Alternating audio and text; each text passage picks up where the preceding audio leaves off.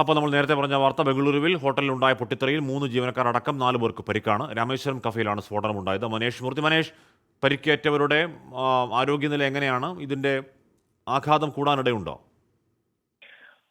Hashmi, ഉച്ചയോടുകൂടിയാണ് white ഫീൽഡിലുള്ള Rameswaram കഫേയിൽ ഈ ഒരു സ്ഫോടനം നടക്കുന്നത്. പ്രാഥമികമായി ലഭിക്കുന്ന വിവരങ്ങൾ, അല്ലെങ്കിൽ അഗ്നിരക്ഷാ സേനയും പോലീസും ഒക്കെ പറയുന്നത് ഗ്യാസ് സിലിണ്ടർ പൊട്ടിത്തെറിച്ചതാണ് അപകട കാരണം എന്നുള്ളതാണ്. പക്ഷേ അതിനകത്തൊരു ദുരൂഹത എന്തായാലും ആരോപിക്കപ്പെടുന്നുമുണ്ട്. എന്തായാലും അതുമായി ബന്ധപ്പെട്ടുള്ള അന്വേഷണം വൈറ്റ് ഫീൽഡ് പോലീസ് ആരംഭിച്ചിട്ടുണ്ട്. 3 ജീവനക്കാർ ഉൾപ്പെടെ 4 പേർക്കാണ് പരിക്കേറ്റിട്ടുള്ളത്. അതിൽ ആരുടെയും നില ഗുരുതരമല്ല എന്നുള്ളതാണ് നമുക്ക് പ്രാഥമികമായി ലഭിക്കുന്ന വിവരങ്ങൾ. കാരണം അല്പസമയം മുമ്പാണ് ഈ ഒരു അപകടം നടന്നിരിക്കുന്നത്. എന്തായാലും ഇതുമായി ബന്ധപ്പെട്ട് വൈറ്റ് ഫീൽഡ് പോലീസ് കേസെടുത്ത് അന്വേഷണം ആരംഭിച്ചിട്ടുണ്ട്. നിലവിൽ അതായത് കൂടുതൽ ആളുകളിലേക്ക് പരിക്കോ അത്തരം കാര്യങ്ങളൊന്നും തന്നെ ഇപ്പോൾ നിലവിലൊന്നും നമുക്ക് ആ തരത്തിലുള്ള വിവരങ്ങളൊന്നും ലഭിക്കുന്നില്ല. 4 പേർക്കാണ് പരിക്കേറ്റിരിക്കുന്നത്. അവർ 4 പേരെയും ആശുപത്രിയിൽ പ്രവേശിപ്പിക്കുകയും ചെയ്തിട്ടുണ്ട്.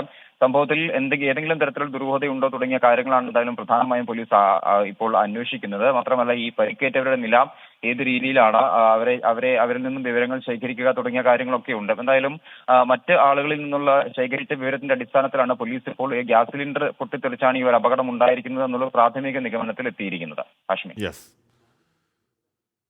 അപ്പോൾ അതാണ്, പൊട്ടിത്തെറി ഉണ്ടായി, പരിക്ക് കുറച്ച് പ്രശ്നമുള്ളതാണ്. ആ ദൃശ്യങ്ങളാണ് പ്രേക്ഷകർ കാണുന്നത്. രാമേശ്വരം കഫേയിലാണ് സ്ഫോടനം ഉണ്ടായത്. ഗ്യാസ് സിലിണ്ടർ പൊട്ടിത്തെറിച്ചാണ് അപകട കാരണം എന്നാണ് അറിയാൻ കഴിയുന്നത്.